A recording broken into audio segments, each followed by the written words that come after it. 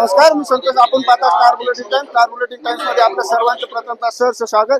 आज जिल्हा परिषद पंचायत समिती निवडणुकीचे निकाल लागलेला आहे आणि या निकालामध्ये जारकरवाडी पंचायत समिती गणातून जे अंकितदादा विजय झालेले आहेत त्यांच्याशी आपण थोडीशी बातचीत करणार आहोत.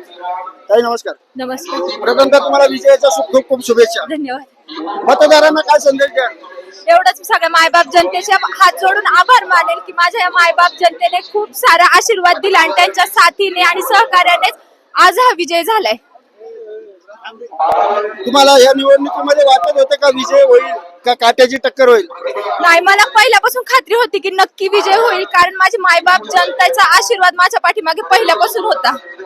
आता तुम्ही निवडून आला तर पंचायत समितीवर गेल्यानंतर तुम्हाला पुढे भरपूर कामं करायचे. तुमच्या पुढे खूप मोठे मोठे आव्हान उभे राहतील. कसे पार पाडणार ते?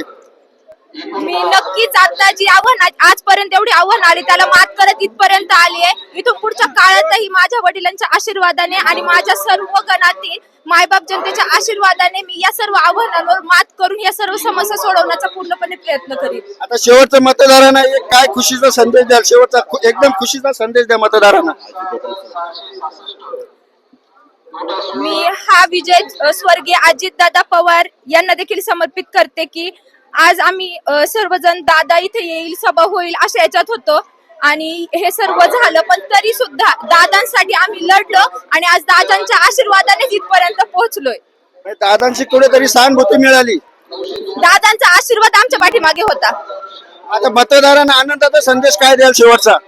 आज तुम्ही सर्वांनी मला एवढी साथ आणि आशीर्वाद दिलाय. इथून पुढच्या काळात मी नक्कीच तुमच्या समस्या अडीअडचणी सोडवण्याचा साहेबांच्या माध्यमातून नक्कीच प्रयत्न करेल. या होत्या अंकिता वाळून घड्याळाच्या चिन्हावरून जारकरवाडी पंचायत समितीमध्ये